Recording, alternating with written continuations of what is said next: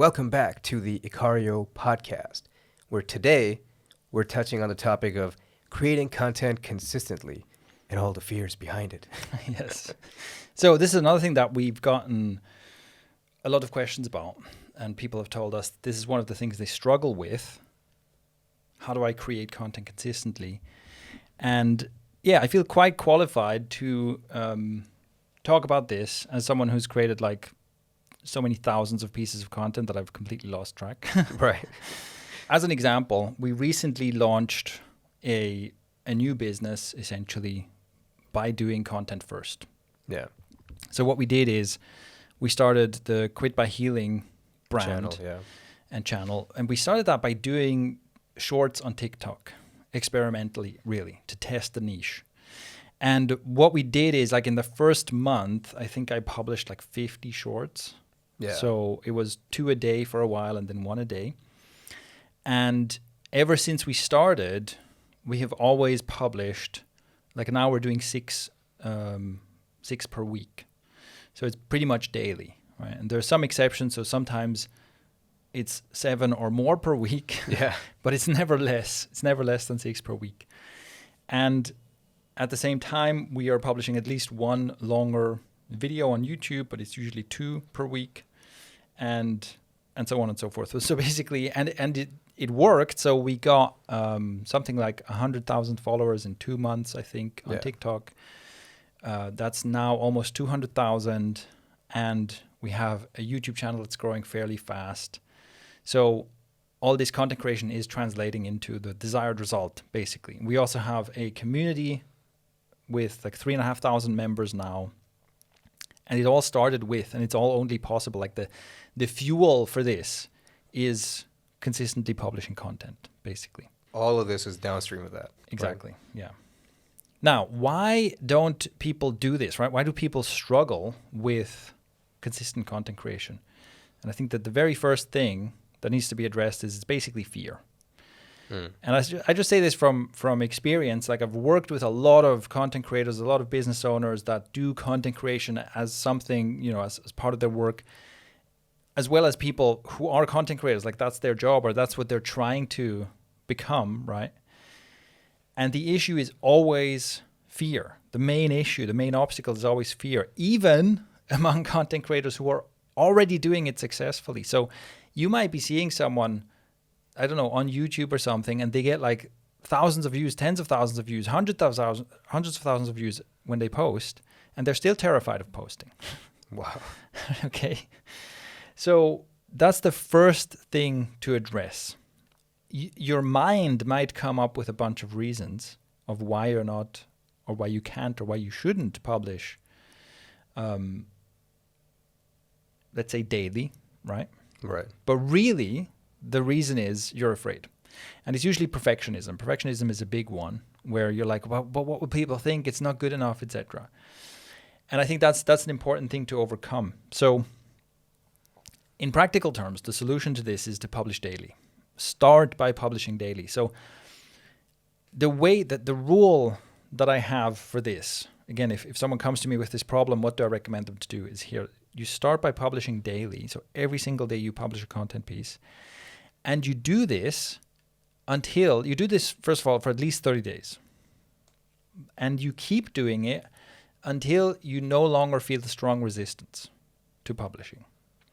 And because basically it's true that, of course, like, you don't have to publish daily to be successful. You can, in any medium, right, with videos or articles or whatever it is, you can be successful publishing once a week. You can probably even be successful publishing like once a month.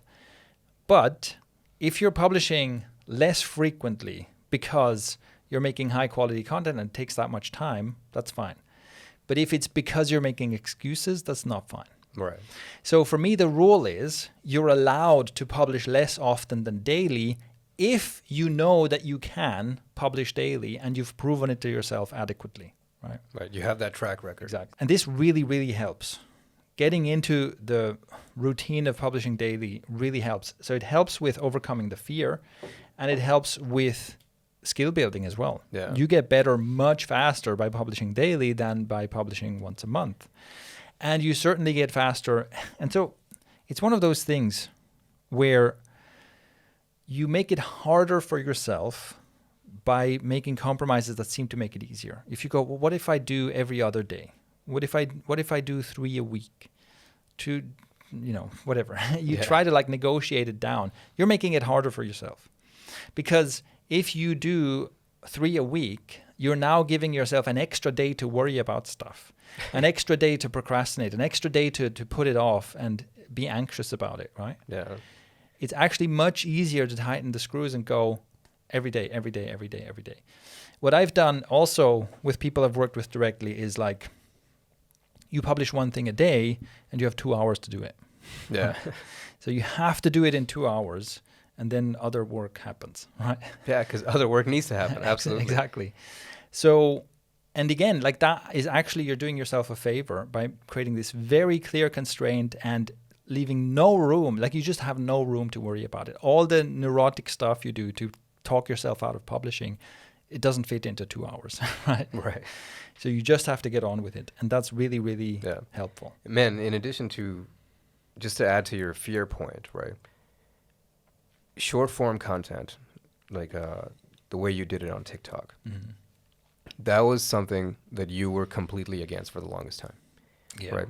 And when we started creating it initially, we just took like clips from like this podcast, right? And it bombed. It sucked. Yeah. We did so much shit that sucked, Yeah. right? And then we're like, okay, I guess we have to deliberately create it. And then we would create them in the setup. And I distinctly remember this one time where you were just like super pissed off and frustrated. You're like, oh my God, like why do people watch this? This is stupid. This is not why I started doing this, right? Yeah. And like I remember, I'm like, oh shit, this guy, even he feels down. Fucking hell, right? Yeah. I'm like, man, but you're killing it. Like, look at how much you've learned. And from all of this, just to say that you also experienced this. I saw it happen. And from there, from like not wanting to do it at all to now completely crushing it in less than 6 months, this entire journey, which has, everything you mentioned in the beginning. Yeah. I think that's good that you mentioned that. So I definitely have a lot of it. So personally, I think short form content is toxic. Yeah. And the reason I do it is because I am trying to jailbreak people, right? So the way I see it is like I'm trying to break people out of this prison. And in order to do that, I have to go to the prison, right? Yeah. Yeah. So, but I strongly believe that short form content is toxic. I don't like, and in that sense, I also don't like making it. But yeah, I think it's just another excuse in a way, right? You can still, and I also say this as someone who made a lot of long form content before. I do think that for the consumer, short form content is toxic, and I highly recommend that you do not consume short form content. For the creator, short form content is great as a way to practice, right? Yeah. So because that's also something where, and I think that let's talk about videos and writing as the main things that I have done, successfully as content marketing and whatnot. With both videos and writing, so for videos, shorts, TikTok, whatever, this kind of, basically 1 minute and less content. And for writing, it would be Twitter. And both of those, I think, are great useful tools to practice the craft, right? Even though, again, like Twitter has many of the same problems, like almost everything is going to be like, it's going to lack nuance. It's going to be kind of dumb. It's going to be, and I think that's one of the reasons short form content is so popular, is because it's easier to digest, but it's also easier to misunderstand. And so people can get into flame wars with each other about it, right? It makes people upset because the author doesn't have time to explain any nuance. So there's always something where someone can shout about how this is wrong or how this is offensive or whatever. Yeah. And that creates engagement, and that's what these platforms want, and so on, right? So, and man, funnily enough, all those people that complain about the obvious exceptions and whatnot, they will never watch the 3-hour Andrew Huberman podcast where he goes into every single nuance, Yeah, exactly. True. So anyway, but all that is to say, like, these are just excuses. Right? I'm not saying that kind of content is good for the world or anything, right? But it's good for you as a creator to get into the groove of creating. And I also have to say, now that I've created it, now that I've done it and gotten into it and gotten over that resistance, it can be really useful in helping you develop like a certain kind of brevity, because there is a skill in that. Like, how can I say this? How can I make this point well, very, very, in a very, very short form? And it can help you create better longer form content too. So there is an advantage to that. And I also want to say here that if you're thinking, if we talk about video content, if you're thinking, no, but I want to make, epic cinematic content, I can't make one a day. It takes longer than that. It's like, yeah, but make one epic cinematic short a day for 30 days to prove to yourself that you can do it and that you're not just giving into your fear, and then start making longer stuff. And you can absolutely make an epic cinematic video of you like opening the fridge and grabbing a yogurt or something. Right. And it'd be pretty funny, by the way, right? If you make it like super dramatic. And I mean, this is just kind of an example off the top of my head, but what comes to mind is Peter McKinnon and his coffee montages. He kind of got famous for his ridiculously over-the-top epic cinematic coffee making scenes, right? Wow. And so there's nothing stopping you from doing the epic cinematic thing on a very small scale, which is just like, I made my morning cup of coffee, or whatever it is, you just the simplest thing, just make it seem ridiculously epic, make it as cinematic as possible, like just a sequence of you getting out of bed. But, just what's the most epic way to shoot this, right? And this can be a great way to practice, where you're practicing loads of different scenarios. You're practicing that skill of making stuff epic and cinematic, but every single day in slightly different circumstances. You'll get way better at it way faster, so that then when you go, okay, now I'm going to make this one piece that's taken me, it's going to take me a whole month, it's going to be much better if you've done like 100 shorts first. Plus, right away, it's pretty funny, right? It's like, that is has good entertainment value. And the same thing would be, for writing. If you go, well, but I want to write, super in-depth, long-form, well-researched stuff, right? Publish daily. And for writing, actually, for video content, one short a day is good. For writing, if the skill is writing, publishing one tweet a day is not good enough. That's not enough, right? It would be more like, what I would encourage is like publish one short post a day and maybe publish, 5 tweets a day. Right. To really get that mill going. And even there, even as even once you've proven to yourself, okay, I can do this, you can then still use the short form content while you're writing your epic piece that's going to take you all week. Be tweeting about it every day. Share stuff on Twitter every day. So you just keep that publishing. Share the process. Yeah, share the process, which is also good marketing essentially. But you also just you stay in that publishing zone, right? Don't let yourself retreat into, oh my God, but it's not good enough, and so on, right? Yeah. Also, those fears, they melt away after like the second video. Right. Okay. The second video, you're like, oh, I still suck. Okay. Right. And then you're just like, fine. Okay, I guess I could improve this. And then the next one, you're like, how about that? Right? Then your mind starts thinking in that direction. You go into action orientation mode. Yeah, and we should also mention, like, you did the same thing with shorts, right? You also created, I don't know, like 100 shorts or something. Yeah. The first 40 I did were just pure garbage. And I'm like, man, this is so bad. Yeah, but it's worth mentioning, you did this, and you're not a content creator, really. It's not really your thing. And you did it while doing your other work, basically. Yeah. Right? So you're also a good example of like, look, there's nothing stopping you from doing this, really, other than excuses. Yeah. The thing I would add is like the thing what you mentioned about giving yourself a limited time to do this is probably the best thing ever, right? Like I tried to do 2 simultaneous channels, 2 different ones, and I mean, I did them. I didn't try. Yeah. I did them, and it was just so much work on top of my existing responsibilities. I was like, oh my God, how do I get this done? Yeah. And I'm like, I look fat. I don't care. I don't have time. That was like the conversation I was having. Exactly. You don't have time to care about all this stuff anymore. Yeah. Yeah. That's pretty much my experience. But one more thing I'd like to add here. I'm focusing more on the experience of it because that's kind of what I have heard. Even one of my friends reached out to me. He's like, hey, man, I want to start creating content. I know it's going to help my business and et cetera, et cetera, et cetera. but I feel like an imposter. Who am I to say this? Like, what right do I have? And Right. yada yada yada. Yeah. So again, I do think we need to stay on the topic of fears because that's more fears, right? Yeah. And there, I think it's also really important that you frame what you're doing in the correct way, which is it's an experiment. You're starting to make content. It's an experiment. Let's see what happens. And it's not. I think people tend to have your goals are too lofty. Maybe It's like, I'm going to be the next Huberman. I'm going to make the most epic, best, well-researched content on the most important topics in the world. It's like, yeah, okay, of course you feel a bit like an imposter. Who am I to do this? Unless you have like 17 doctorates, right? So, but that's probably not the right goal. And I think it's much better to say, and you can always share simply what is honestly true for you. When I started, the very first blog post I wrote, which is obviously in the before time, right? The very first blog post I wrote was basically me saying, I'm going to start writing blog posts because I want to get better at writing.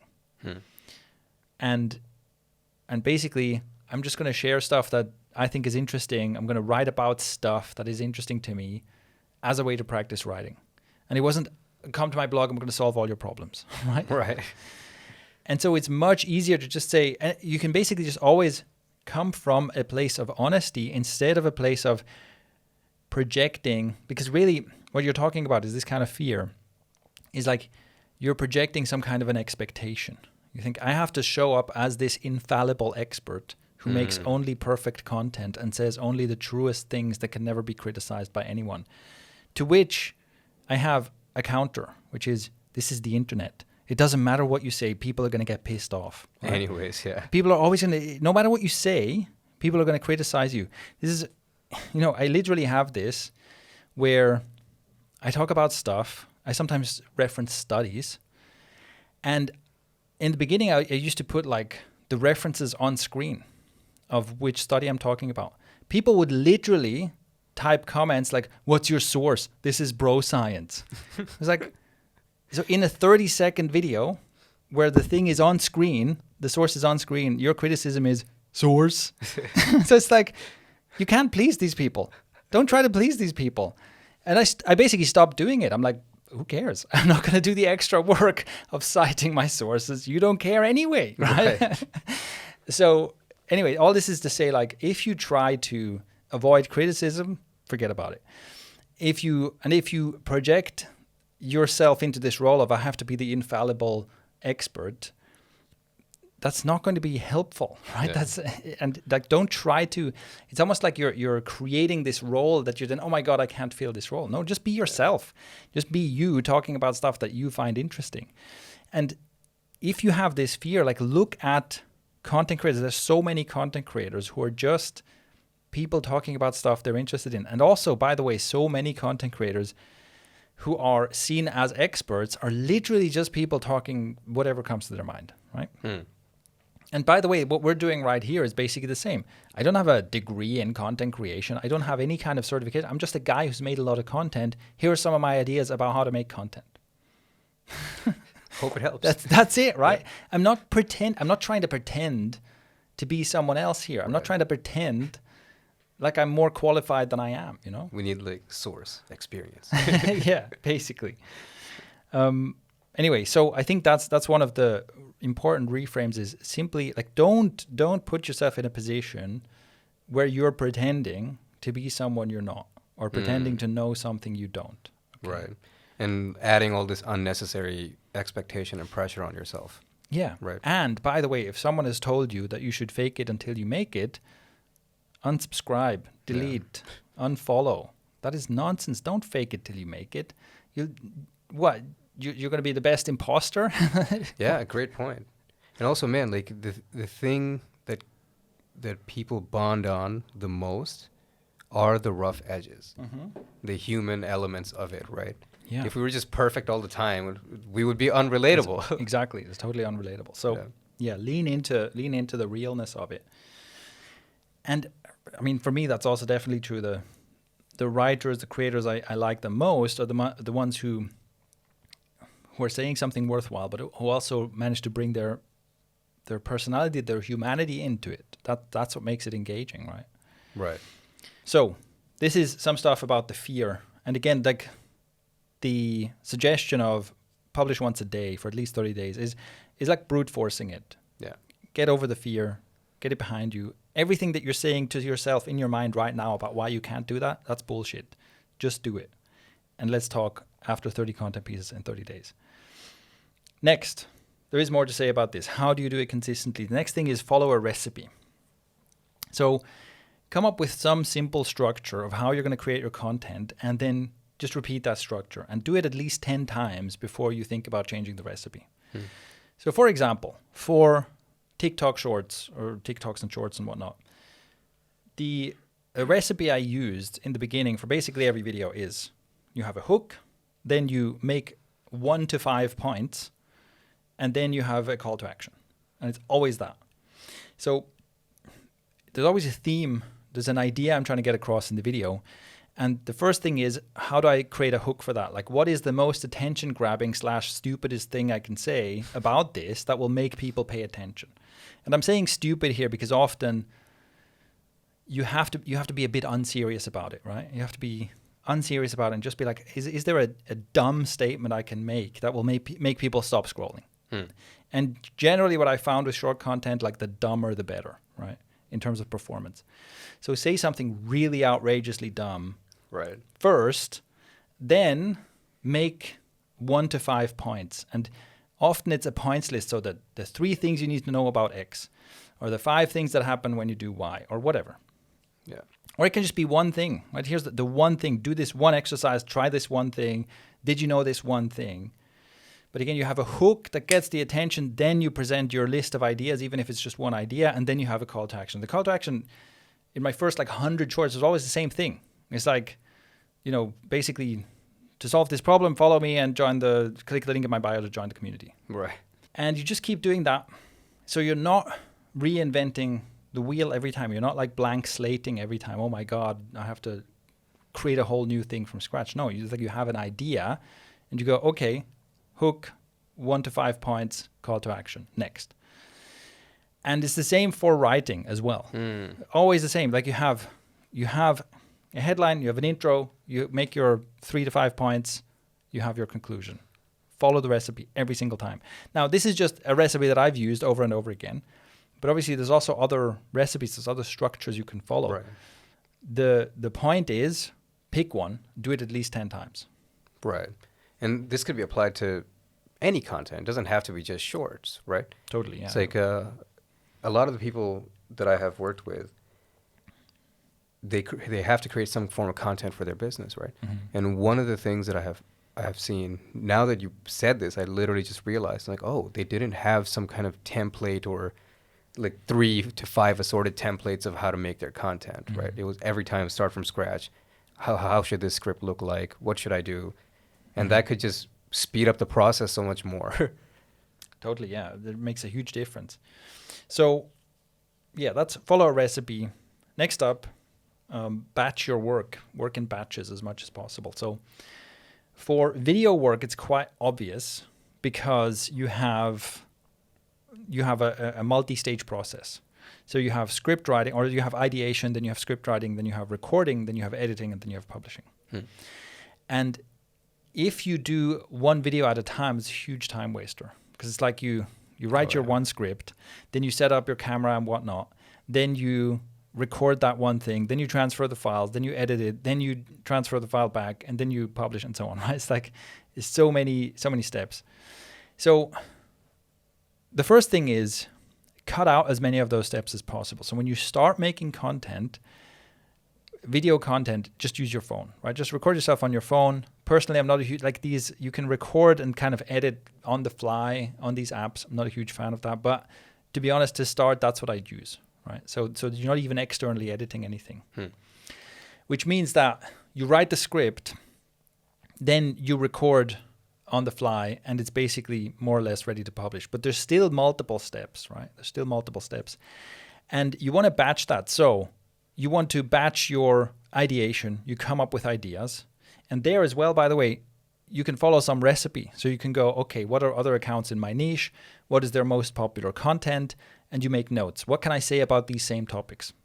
Right? Because basically if other people have gotten a lot of views for that kind of answering that kind of question or talking about that kind of problem or whatever it is, it's higher chances that you'll have success with that too. Simple. And so, once you have the thing going, you can go through your comments, see what are people asking, what are people talking about, and so on. So you have an ideation phase. You come up with a bunch of ideas. Then the next process or the next step in the process is write the script. And you want to do that in a batch, right? Especially for short content. I always aim for 20 in one go. So 20 scripts in one sitting. Then when I have the 20 scripts, then I set up my camera stuff and I record 20. That takes like an hour or so, maybe a bit longer. And then I have these 20 videos. Now I can edit them. And then once they're edited, then the last step is what I do one by one. So every day I will grab a video, add the captions, upload it, add the tags and text and whatnot. Right. And that takes like 20 minutes or so, right? But every step before that is batched. And that makes a huge difference. Now, for writing, it's a little bit different because, you're not going to be, writing, 20 articles in one go, right? Right. You might be writing 20 tweets in one go. But for your longer, let's say your medium form content that you publish daily, there's still the ideation process. Come up with ideas, eliminate the worst ones, go with the best ones. And then in your writing process, what you can still batch is like you write out your first draft, you get that all polished. Then you worry about coming up with the best headline, and you're adding visuals and things like that, right? You don't want to, in your writing process, be like, "Ooh, I need a graph," and then go to your other program to make the graph, and then insert the graph, and then continue writing. No, you just write until the whole thing is done. Then you come up with all the images and whatnot you need, and then you publish, right? Right. So there's still some batching you can do there, and anything. Basically, what you want to avoid is a lot of like task switching, and so. Essentially observe your own work process. And if there's anything where you're switching back and forth between things, that's always a sign like here's something to batch. So instead of going switch, you batch the one thing, batch the other thing, combine them. Yeah. And man, it seems like what you're saying is like when you batch something, the chances of you going into a flow state and just enjoying doing that and getting it done so much faster than you would have thought is like significantly higher, right? Yeah, 100%. And I mean, especially for short form video, it's like it feels really satisfying to crank out 20 recordings in one go. And then it's like, it's also one of those things like we talked about in the time management episode, right? It's like, okay, I've done that. I can like take the rest of the day off. This takes most people like weeks, right? I've just done in like 90 minutes. It takes most people weeks. If you don't count the weeks before that they procrastinate, right? Right. So it's like, it feels great. I've got this done, and now I can go, sit in a cafe and do whatever I want, for a bit. Like, it's like motivating. It feels good. Whereas if you did it every day, one video a day, it'd be such a grind. So yeah, batching your work makes it way easier. Then also, the next tip I have that I think is very important is get used to writing bad first drafts. So I heard someone say it's like when you're writing the first draft, rip out the backspace button, right? So you just keep writing, and really don't worry about. You don't want to like interrupt the flow and be like, oh, but I can, I made a typo. Let me fix that, or even just like second guessing yourself. Oh, is there a slightly better way to say this? Doesn't matter. Just get your thoughts out. Just write, and then on a second pass, you can start polishing. You can start removing a lot of stuff as well. In your first draft, you'll have written a lot of stuff that's just not that good. And there might be a lot of rewriting and so on. But it's so much easier to just get the first thing done. And then here I have a piece of work that I can improve upon. So much easier to do than, and like, let me give you a specific example of this, right? Whether you're writing a video script or an article or whatever, you need to have a good intro, right? You need to have a good thing in the beginning to grab people's attention. If you start writing and you're aware of how important the beginning is, you can be, you start writing the sentence, it's like, it's not quite good. You go back. You start writing, still not good. You go back. You can spend ages trying to write that first sentence or two. But if you just like, whatever, the first thing that comes to mind, that's what I write. Then I write out the whole content. I write out the call to action. Then I go back and I look at it and I go, often, one of the things I actually wrote while I was writing the content has like a really good idea in it, or is like kind of an obvious candidate for, I can tease this, and that makes for a good hook, right? Problem solved. Instead of spending 20 minutes trying to write the sentence before I have the content, don't worry about it. Write the content first, and you'll find it way easier to then come up with a good hook for it. And even this is something that can be batched. So when I write my video scripts, I write the first draft of all of them first. And then I give myself a bit of a break, and then I go back and I polish them up. And again, that second run is so much easier, because it's almost like you can almost imagine it's someone else's work. Who wrote this crap? I could do way better. And then you start fixing it, right? Way easier to do that way than overthinking the first draft. Now, another thing, we've already talked about this, but constraints create creativity. The best way to be more creative is to put constraints on yourself. So that's why we're talking about publishing every day, do it in 2 hours a day, etc. And just use your phone. Mm-hmm. And even things like, this is also where short content is really good on the creator side. Having the limitation of, this has to be 1 minute or less, or on Twitter, this has to be 280 characters or less, can be really good for your creativity. It feels like a bad thing. It's like, but I want to say more. Yeah. There's no, learn how to say this amount in this little time. Learn how to say what you're trying to say in 280 characters. That is actually such a positive constraint. It makes you more creative. It makes you better. And other constraints like that can be really good. And that can be anything. So it can be things like, again, with video, one can obsess about gear, right? Yeah. Cameras, lenses, lighting, blah, blah, blah. But it's actually really interesting to say, okay, how good can I make this look just on my phone? Right? Or even like, oh, crap, I don't have a microphone. How do I make a really cool content piece with no voiceover? Okay, how do I say the thing without audio? Yeah, they made movies like that. Right. So things like that were embrace the constraint. And if anything, add more constraints. That will teach you so much. Yeah, man, what was that quote? Like, I'm sorry I wrote a long letter. If I had more time, I would have written a shorter letter or something like that. Yeah. Who said that? That's such a good one. Yeah, exactly. Yeah. It takes more skill to be brief. Yeah. Quite frankly. Okay. Finally, the last thing I wanted to share about how to do this consistently is the 80% rule, basically. So this is also an anti-perfectionism thing, where one of the things that people resist about publishing frequently or publishing consistently is like, but I want to make it better. I want to make it better. And the problem is, especially if you have perfectionist tendencies, you can keep that going forever. So you have this one idea, you go, I have to make the best possible video or article about this idea. And then you keep going back to it and you keep tweaking it and keep polishing it. And I've done this too, by the way. There's a bunch of stuff I've never published because it was never good enough. Right? Yeah. And eventually I just get fed up with it and I don't do it. So what I've learned is that the best approach is, because what you're trying to do when you're in that mode is you're trying to perform at 100%, right? You want to be like, I gave 100%. This is as good as I can make it. What's a much better approach is do an 80% job.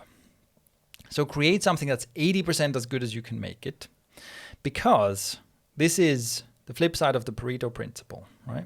We've all heard that 80% of the results come from 20% of the effort. Well, here's the flip side. If you are creating a content piece that's 80% as good as you can make it, that takes a certain amount of time. If you want to make it 100% as good as you can make it, it's going to take twice as long, at least, right? Those last 20% of perfection are going to take as much time or more than the entire rest of the process.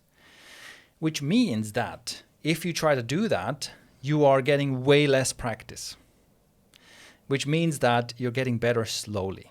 Right.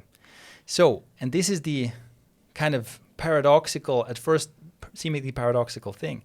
By doing a less good job, by being less of a perfectionist, by shipping content that is not as good as you could make it, you get better faster. And imagine it like this, right? The reason this is important is, imagine me and a parallel universe version of me, and we both start making short form content at the same time, right? So for both of us, like you said, when I started doing this, it was new to me. I didn't like it. So we both start with this new type of content at the same time. I'm doing 80%, he's doing 100%. So I'm in a position where I can create multiple a day, right? I started by publishing twice a day. And they're not that good. He's trying to do the best shorts possible. It's going to take him like at least 3 days to make one, okay? Which means that 30 days in, I've published 60 pieces. In reality, it was more like 50. He's published 30 days in like 10 pieces, 10, yeah. right? I have gotten so much more practice in this period that now, month 2, my first content piece on month 2 is way better. My first 80% content piece on month 2 is way better than his first 100% content piece on month 2, right? So in the very beginning, like my first short is worse than his first short because he's putting in more effort, right? He's making it better. But pretty quickly, because I'm getting more reps in, I'm skill building faster, pretty quickly my 80% effort is better than his 100% effort. And so, and this is really what I think, if you have this perfectionist tendency, what you need to get through your head, right? If you want to make excellent content, make less of an effort and get more reps in. Wow. Because you still want to be focusing on improving, obviously. Right. But you're improving at 80%, not at 100. And also, this is also something that I had to get used to as a content creator. I used to put too much weight on, I'd have an idea and I'm like, I'm making the content piece about this idea. And so because this idea is important, it has to be perfect. Realistically, if you have an important idea, you're going to be talking about it over and over and over again. You're not going to say it once. You're going to say it like 100 times. And so think about the first time you explain an idea in a content piece. It's not the one time you're explaining that idea. It's the first time you're explaining that idea. Right. The next time you're going to be better. The next time you're going to be better, and so on. And this is also how I've evolved much better as a content creator, like by embracing repetition. You know, there are things that you might hear me say, you know, maybe when I'm speaking on stage or something, you might hear me say something and you go, wow, that was such a well-made point. I guarantee you I've made that point like 100 times before. Okay, I didn't write that really good insight for that one. Right. You know, that's not the first time I've had and communicated this idea. It's like the 100th time I've communicated this idea. That's why it sounds so good. Right. Okay. That's why the delivery was on point. Exactly. Yeah. Exactly. So embrace the repetition. Embrace the fact that even for your ideas, even for your core ideas, it is just one of many. It's just you're repeating and getting better and repeating and getting better. Okay, so this brings to mind a couple of questions. The first one is, so content creation really is a infinite game. Mm-hmm. Okay, so if somebody just wants to create content for, like you did, to establish their company or brand or whatever, so it's more important it's even more important to focus on the consistency of it all, as opposed to, oh, how do I make the best possible video because this represents the Abbey Chant Incorporated and you know what I mean? Yeah. For sure. I mean, I think that's, and obviously it doesn't even mean that, I mean, what we're talking about here is how to be consistent, how to build the skill. And you can still, you know, it's not necessarily something you have to do infinitely. It's something like, and I'm saying this like for Thrive Themes, for example, you know, I did the content for the first 3 years or so, and then I handed it off to other people. So especially in the course of, if you're scaling a business, it's quite likely that at some point it's no longer going to be you making the content.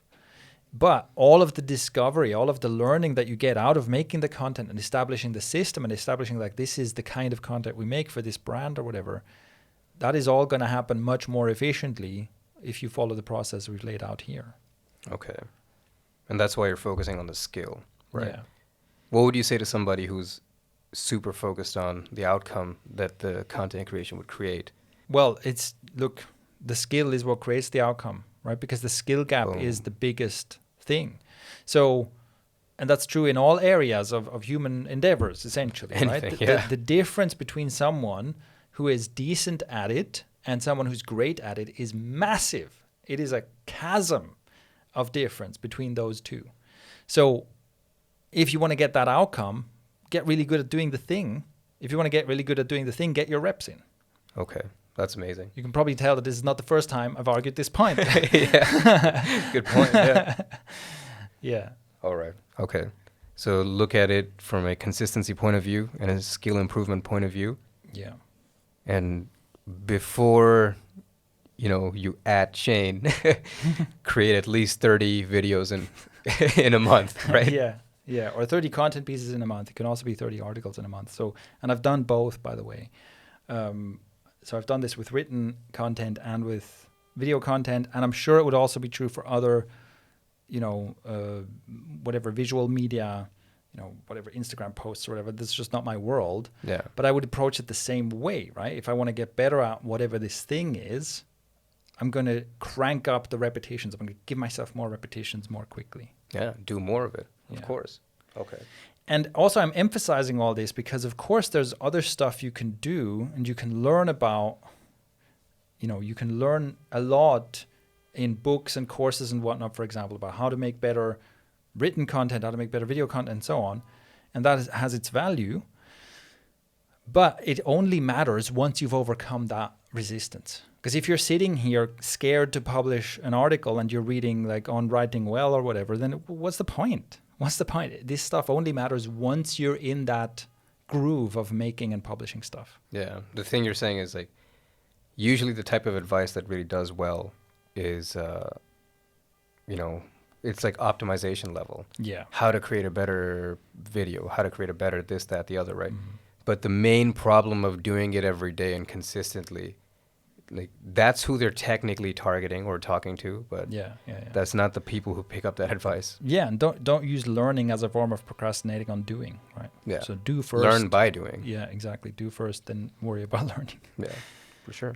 All right. So that is hopefully, anyway, that's the approach that I've used for myself and for people on my teams. This is a proven process. I just want to mention, maybe I should have mentioned that up front. This is a proven process. This works. I've seen this work for people. And this is how you become a consistent content creator.